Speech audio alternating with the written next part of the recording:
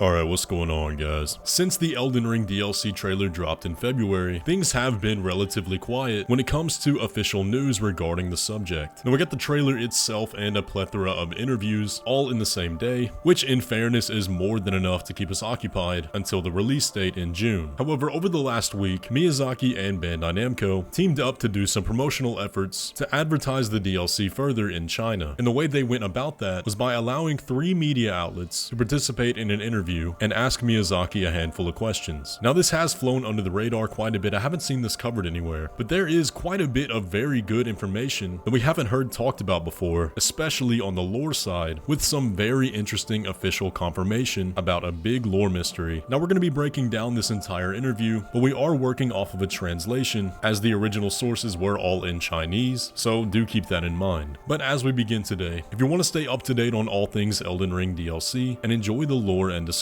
go ahead and hit that subscribe button, and now let's get into it. Many of the questions asked in this interview have been asked before, and a lot of it is information that we already have, or things that you would naturally be able to answer having played the game. So I'm not going to linger on many of those questions because there are some much more interesting things that are asked, but let's get straight into it. The first question here is pretty basic, and they ask, what was the reason behind deciding to tell the story of Shadow of the Erdtree through a major DLC? To which Miyazaki responded, we already had the idea during development of the main game. Elden Ring was developed based on the mythology created by George R.R. Martin, and we felt the content was too voluminous to fit into the main game, so it wasn't deliberately planned as a DLC, but was part of the existing concept. And that is something we have heard before, that the lore of the DLC specifically was originally scrapped as part of the world building, but was always part of the story. The second question was, previous Dark Souls games released 2 or even 3 DLCs. Elden Ring consolidates its content into one DLC. Was this decision made for similar reasons? And the answer was, Elden Ring emphasizes exploration and adventure in a vast world, which necessitates a large, expansive setting. Therefore, instead of splitting it into several parts, it made sense to create one large DLC. Splitting it would likely diminish the sense of freedom and adventure and exploration, which makes perfect sense because that exact feeling was, in my opinion, Elden Ring's strongest point. And of course, that's something they want to also capture in the DLC. Then we get a bit more explanation on the leveling system. The interviewer asked, the main game has been out for over 2 years, and many players' levels and equipment are already well developed. How will the difficulty and enemy strength in the DLC be balanced? To which Miyazaki answered, the difficulty of the DLC is roughly at the level of the latter part of the main game, as players need to have defeated Radahn and Morgott, and are expected to have a good understanding of the game by then. Given its placement in the latter half, the difficulty is relatively high. We've introduced a new leveling element to the DLC, allowing players to choose the challenge level. For instance, players who are already highly leveled can opt to halt progression and not upgrade the new attribute to challenge the enemies. Those who find it too difficult can continue to enhance the new attribute and their character's strength. Now, the example Miyazaki gave in the past was Sekiro, and in that game you could get remembrances from the bosses and use those to directly enhance your attack power. So it's not going to be like a difficulty slider or difficulty options, but there will be items or some kind of attribute that you can find to buff your character up. And of course, the optional part of that is just not using them. For example, if you come across a boss that's too hard, you can go somewhere else to find one of these items, but if your character is super high level, you can just keep challenging that boss. The next question was just really basic and asked if there will be new weapons, which Miyazaki said essentially yes. And the question after that was equally as basic, asking if there will be new game plus specific to the DLC, which if you know these games, you already know how that works. But he said you'll likely miss a lot of things in your first playthrough, so it's worth playing again in new game plus. The interviewer asked after that, how long does the DLC take to complete, and do you recommend players to finish the main game first or dive straight into the DLC? And Miyazaki's answer was, as a developer, I find it difficult to accurately estimate gameplay duration. I once suggested that the main game could be completed in about 30 hours, which was met with disagreement from players who found it inadequate due to their differing levels of proficiency and exploration styles. Regarding the sequence of play, it's up to the player's preference. However, we recommend playing the DLC after reaching the latter half of the main game and then returning to complete it. This approach avoids transitioning directly into New Game Plus, which would complicate accessing the DLC. So understandably, he doesn't give an exact number of how long it'll be, but needless to say, I'm sure it'll be more than enough content. Now here's where we get into the good stuff. Will the DLC resolve plot questions from the main game, or will it introduce more new content for discussion? To which Miyazaki responds, some of the mysteries left in the main game will be resolved, but I can't guarantee that it won't lead to more new questions. Overall, the DLC will provide a deeper understanding of the world and story of the game. And thank goodness, because Elden Ring has way too many major questions that are not answered in the base game, specifically around the way way the world works and a lot of those paracausal elements. So for the DLC to give us a better understanding of the world itself, I think is a very good thing, which is reinforced by the follow-up question to this, which asks, in the concept art of Shadow of the Erdtree, there are many veil-like structures in the background of the fractured Erdtree. What do these veils signify? And in the trailer's conclusion, as Mikola raises his hand, why did the veils disappear? To which Miyazaki clarifies, the veils in the concept art are intended to convey that the land of shadows and the lands between are physically separated and sealed worlds. As for the disappearance of the veils, I can't reveal details about that just yet, but the design of the broken shadow tree is meant to represent a world where these wills are distorted and gradually decaying. So there's quite a bit to unpack here. First of all, it seems like Miyazaki confirms that the veils do disappear at the end, specifically in this shot here. And part of me thought that this could just be a visual thing, where with the veils being somewhat translucent, perhaps just at this angle we couldn't see them, but it does seem like part of the DLC will involve us lifting that veil, or at least Mikola doing it. But also the end of what he said there is interesting as well, that the shadow tree is meant to represent fractured wills and the decaying state of the world. Now, in past interviews, Miyazaki has specified, at least a little bit, that the tree we see there is how the Land of Shadow views the Erdtree. So while in the Land of Shadow it may look this way, but in the lands between, the Erdtree looks like its standard bright form, which could mean that the tree we see here is entirely symbolic and not literal. But that is just a bit of speculation. The next question was, with the release of the DLC, will the story of the main game be reorganized or updated? And Miyazaki says, no, the story of the main game will not be adjusted or updated in conjunction with the DLC. As with our other games, my philosophy is that the story should be completed by the players themselves, and their gameplay is part of the story. We'll fix any obvious bugs, but there will be no changes to the plot itself. So the DLC will be entirely self-contained, and likely won't have any interactions outside of it, which he had hinted at before, but seems to be confirmed now. And here's a good question. Will there be new factions appearing in the DLC? Do existing factions from the main game, such as the Consorts of the Stars or the Two Fingers, still have influence in the world of the Land of Shadow? And Miyazaki says, it depends on how one defines faction. There will indeed be new groups introduced, and there will also be further development and completion of some of the organizations from the main game. And we can see a bit of this in the trailer, but there's a screenshot that shows one of the members of the new faction in this image of the Wicker Man boss fight. You can see a knight riding a horse, and he's got a new uniform on that we haven't seen in the base game, which likely represents whatever faction is in control of the Land of Shadow. And then as for factions that'll be in the DLC that we've seen in the main game, the one that really stood out to me are the Carians, which we see in this shot here. But building off of that, the interviewer asked, will familiar NPCs appear in the DLC, or will new characters from the DLC return to the main game? And to answer that, he says, the DLC will feature many new characters independent of the main game. Typically, NPCs that directly appear in the DLC won't return to the main game to avoid narrative conflicts, such as a player potentially killing an NPC in the main game, which would prevent their appearance in the DLC story. However, indirectly known characters like the well-known Mikola will continue to be integral throughout the entire story. Now, this one is interesting because in the trailer we directly hear somebody say, touch the withered arm and travel to the Land of Shadow, meaning that that's somebody in the main game telling us to access the DLC. And then you have to wonder about characters like Gideon or Melania, who are heavily invested with Mikola's whereabouts, and I think it would be pretty inconsistent for the player to go find Mikola and then not be able to have some kind of new dialogue with them. So while NPCs may not be traveling back and forth between the lands between and the Land of Shadow, I think there at least has to be a few interactions where NPCs in the main game will at least reference the DLC in some capacity. Now this question was a big one, and a huge point of discussion in terms of the lore for the DLC. The interviewer asked, the main game features Mikola's lilies and Trina's lilies, which are very similar in appearance. We're familiar with Mikola, but will there be a role for Trina in the DLC? What is their relationship?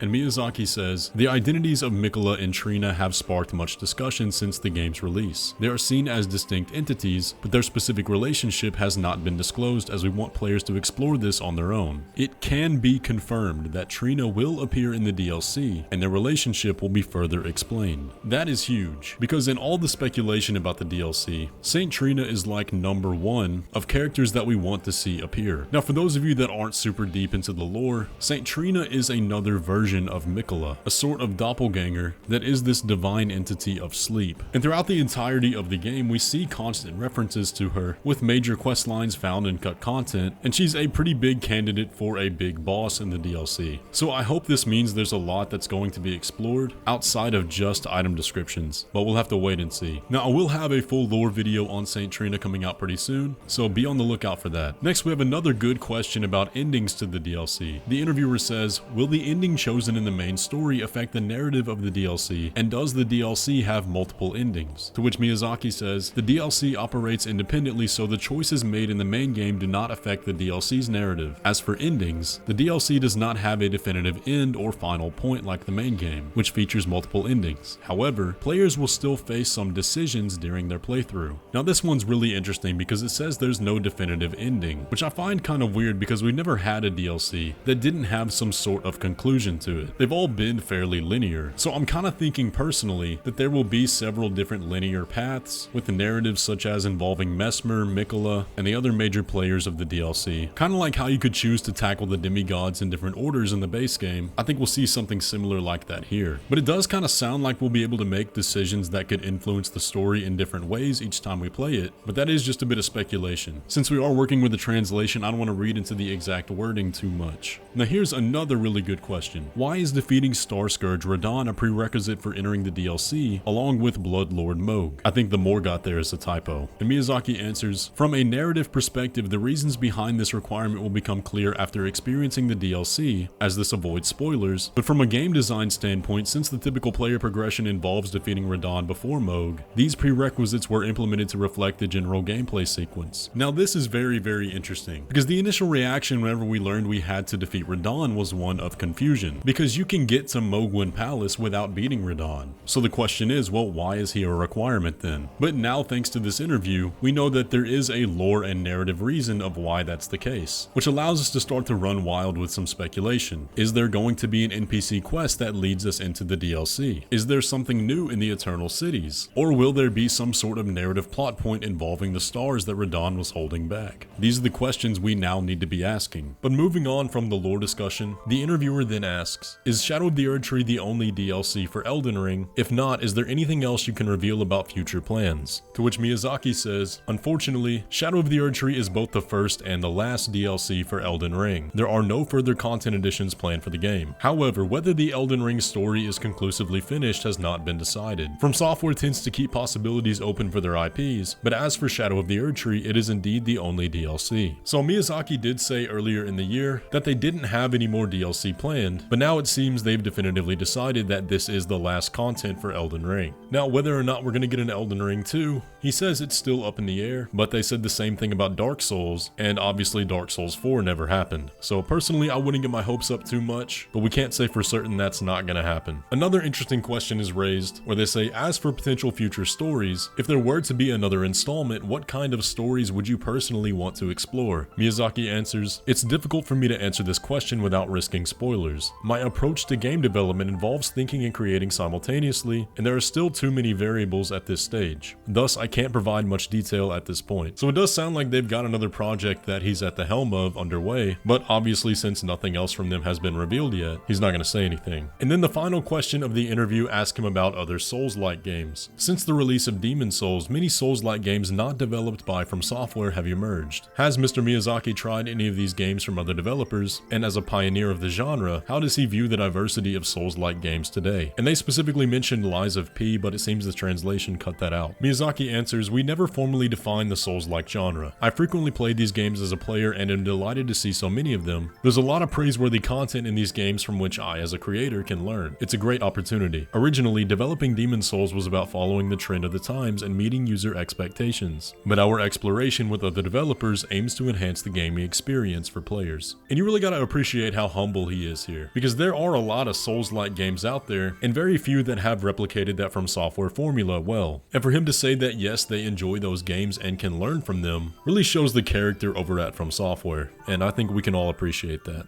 But that is all of the new information we can glean from this interview pertaining to Elden Ring DLC. There were a lot of surface level questions in there stating things that we already knew, but also quite a bit of nuggets of valuable info, especially over on the lore side. But what do you guys think? What stood out to you in this interview? And based off of this info, what are your hype levels at for the DLC? It's coming up pretty quick, just a little under 2 months to go, and personally, I cannot wait. Anyways though guys, if you enjoyed today's video, be sure to leave a like on it and subscribe to stay up to date on all things Elden Ring DLC. And with all that, I will catch you in the next one.